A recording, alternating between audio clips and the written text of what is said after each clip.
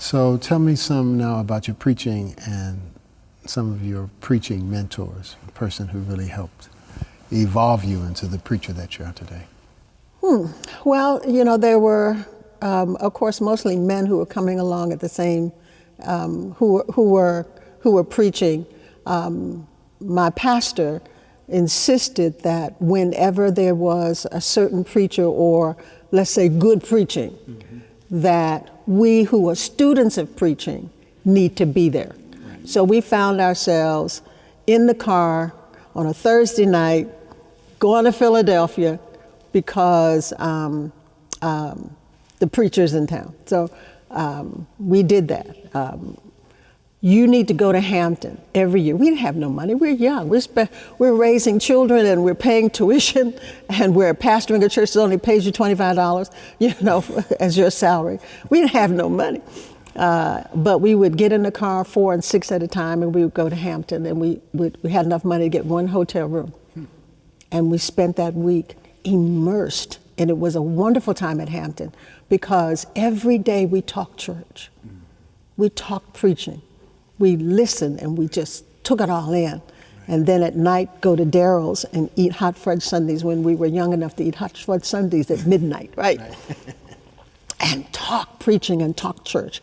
And it's a wonderful experience. So Charles Adams, I admired him. He would exegete the text to the minutest degree. Yes, he would. Yes. Jackie McCullough, how she was able to, she goes verse by verse in her preaching, but she was able to lift the contemporary context as she moved through those verses. Cecilia Bryant had a major impact upon my preaching.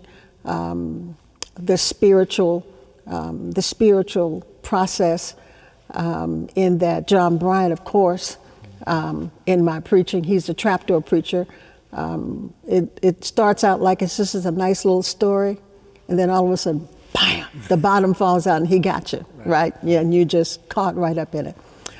So I grew up in Baltimore preaching. I'm talking about cutting our teeth in preaching with Walter Thomas, Harold Carter, John Bryant, Cecilia Bryant. I mean, like, wow. I mean, that was like the creme de la creme of preaching. Charles Booth, I imagine.